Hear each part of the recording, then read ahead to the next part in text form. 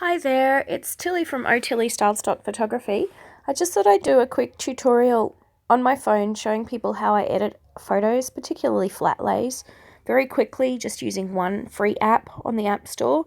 You can get a really great professional look just using your phone, and pretty much all of the options you have in Photoshop are now available on phone apps anyway. So you don't need to have professional equipment to take great photos. I'm going to show you how I edit a Flatlay just using Snapseed. So it's a great app and it has a lot of the options I have in Photoshop to edit a photo with. So I'm going to start by opening up this image. I took this photo the other day in my studio. Just excuse my voice, it's a little bit croaky because I've had a cold all week. I'm coming down off being really sick. So I'm a little bit croaky and yuck, but just bear with me. So I took this photo the other day in my studio. There was just a bunch of stuff on my desk. This isn't even a real flat lay. So I just snapped this shot because I got this brand new little purse and it's adorable. And I wanted to send a photo to a friend. So I just snapped this photo and I'll just show you how I edited it to send it to my friend, because I edit photos to send to my friends. What a loser. So if you just open the image up in Snapseed, you can use the share option, or you can just open your photo straight up by opening Snapseed and selecting a photo. You come to the home screen of Snapseed and you're given down the bottom right hand corner a little button with a pen on it that is your edit button. When you open up the pen, the edit page, you actually have two pages of editing tools. The second page is filters. I don't use filters to edit photos. If you do ever use filters to edit your photos, I would highly recommend editing them properly first and then adding the filter afterwards. And if you're going to, just excuse my toddler's having a little bit of a sook in the background. If you do ever use filters, make sure that you stick to using the same filters, because especially on Instagram, because it's such a visual feed, if you have different filters on every image, it can really ruin your aesthetic. Okay, so when I edit a photo, I start with curves, which is on the bottom right hand corner.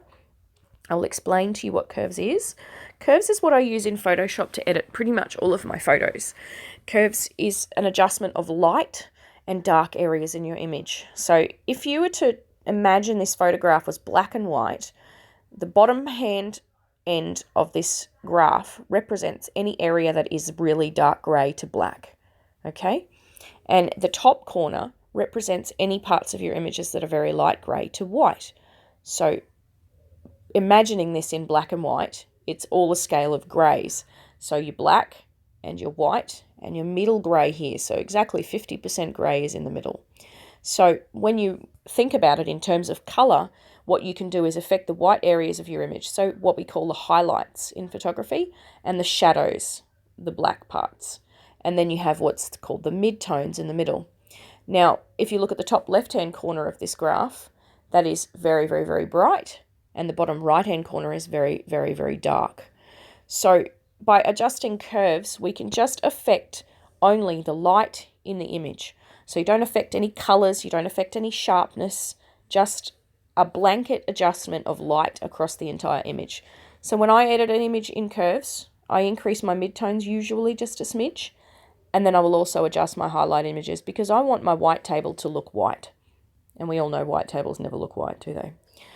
So I'm actually happy with that. Just a slight curve towards the upper end across, not affecting the shadows, only affecting my midtones and my highlights. That's all I want to do. And I'm going to accept that because I'm happy with that. Now, that instantly makes your image look way better than it did to start off with. And it, like, my phone takes a great photo. I have the Samsung Galaxy S8, but because our phones, they think that they're intelligent, but they're not really. They take an image and they try to make sure that nothing is blown out and the shadows aren't gone. So they take an image that will look dull. So we always need to edit them. Okay, the thing I'm having an issue with in this image at the moment is that because I didn't use a reflector, the bottom half of my image is still quite dark. So I'm going to use my selective adjustment option and just edit the bottom half of the image. So if I select selective, down the bottom you have this little blue plus option, which gives you the option, once it's selected and on blue, you can add an adjustment area to your image. So this, by using two fingers, you can adjust the size of this area, and I can make now brightness, contrast, saturation, or structure adjustments that only affect that area of my photograph. So if you look up at the top right-hand corner right now, I'm just adjusting the brightness in that area by sliding my finger across the center of the screen. My finger, it doesn't matter where on the screen you are, just by sliding your finger left to right, you can adjust the brightness now. And then if I want to slide my finger up or down, I can go and choose contrast, saturation, or structure as well. But I don't want to use them, I just want to affect the brightness, so I'm going to increase the brightness. And I want to add another adjustment area in the bottom right-hand corner as well. Are you all right, sweetheart? You can go to the toilet. You know how. I can't go to the toilet all by myself. Yes, you can. No. You go to the toilet all by yourself all the time. I'm going to have to go and take a little guy to the toilet. So with this little spot here, I'm just going to increase the brightness there as well. And if you see the highlights starting to come back in, and I might just bump up the contrast just a smidge so that black item in the bottom stays black. Okay, so I'm pretty happy with that. So we've got local adjustments and we have blanket adjustments over the whole image. And finally, I'm just going to hit the tune image option, which is the top left-hand corner. And this gives you brightness adjustments, contrast, saturation, ambience, highlights, shadows, and warmth. I only really usually touch brightness and the highlights. But I'm not even going to touch highlights this time because it's going to look way too bright if I add too much in the highlights. Maybe an adjustment of 1.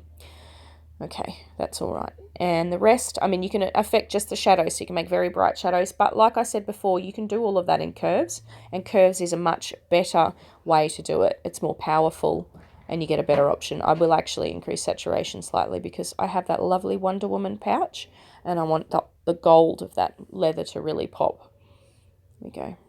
I'm happy with that. So I hit accept. And up in the top left-hand corner, left-hand corner. Just press done and then your image will be ready. And that will save to the output folder in your gallery. That's what we came from. So we started with that and we ended with what I just showed you, which is fantastic.